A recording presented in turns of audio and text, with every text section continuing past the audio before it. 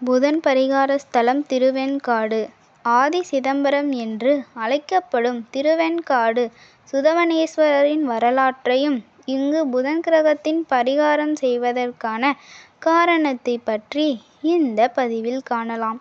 புராண காலத்தில் மருத்துவன் என்னும் அசுரன் தன் தவத்தின் பலனால் சிவனை தவிர மற்ற அனைத்து தேவர்களையும் அழிக்கும் ஆற்றல் பெற்றான். இவனை அழிக்க தேவர்கள் சிவகணத்தின் தலைவனான நந்தி பகவானை போருக்கு அனுப்பினர்.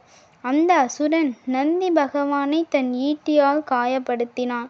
இதை மெய்ப்பிக்கும் வண்ணம் இத்தல நந்தீஸ்வரர் உடலில் அசுரன் ஏற்படுத்திய காயங்கள் இன்றளவும் காணப்படுகின்றன. தன் சேனை தளபதியான நந்தி காயப்பட்டதை அறிந்த சிவன் கோபமுற்று அகோர வடிவம் எடுத்து அந்த அசுரனை தன் சூலத்தால் அழித்தான்.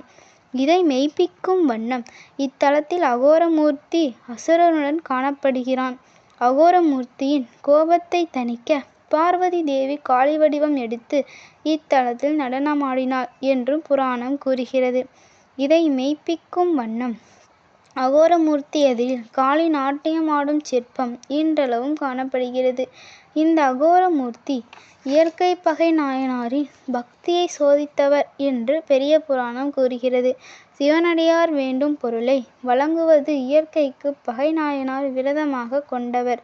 இந்த அகோரமூர்த்தி நாயன்மாரிடம் உன் மனைவியை எனக்கு சேவகம் செய்ய என்னுடன் அனுப்பு என்று வினவிய போது நாயனார் தன் மனைவியை அவனுடன் அனுப்பியது மட்டுமல்லாமல் அதை தடுத்த சுற்றத்தாரையும் தன் வாள் கொண்டு வீழ்த்தினார்.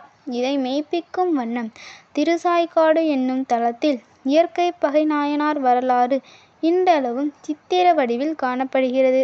இத்தலத்து முருகன் கையில் வில்லுடன் தன் தந்தைக்கு துணையாக வந்தவன் என்றும் நம்பப்படுகிறது.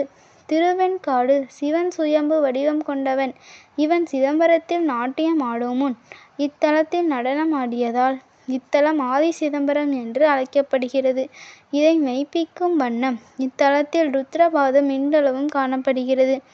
இத்தகைய மகிமை வாய்ந்த தலத்தில் புதன் பகவான் தவமின்றி கிரக பதவியை அடைந்தார். இதை மெய்ப்பிக்கும் வண்ணம் இத்தலத்தில் புதன் பகவான் தவகோலத்தில் காணப்படுவது மட்டுமல்லாமல் இவருக்கு இங்கு பரிகார பூஜை செய்தால் தடைப்பட்ட கல்வி தொடரும் என்றும் புதன் திசையில் ஏற்படும் பாதிப்பு குறையும் என்ற ஐதீகம் உள்ளது. இந்த திருவெண்காட்டில் வசிக்கும் திருவெண்காட்டாருக்கு சிவன் அழுதவனாக பிறந்து கடல் வாணிபம் செய்ய வெளிநாடு சென்று திரும்பி வந்தபோது பெட்டில் காதருந்த ஊசி மற்றும் சாணத்தால் ஆன வரட்டி வைத்திருந்தான்.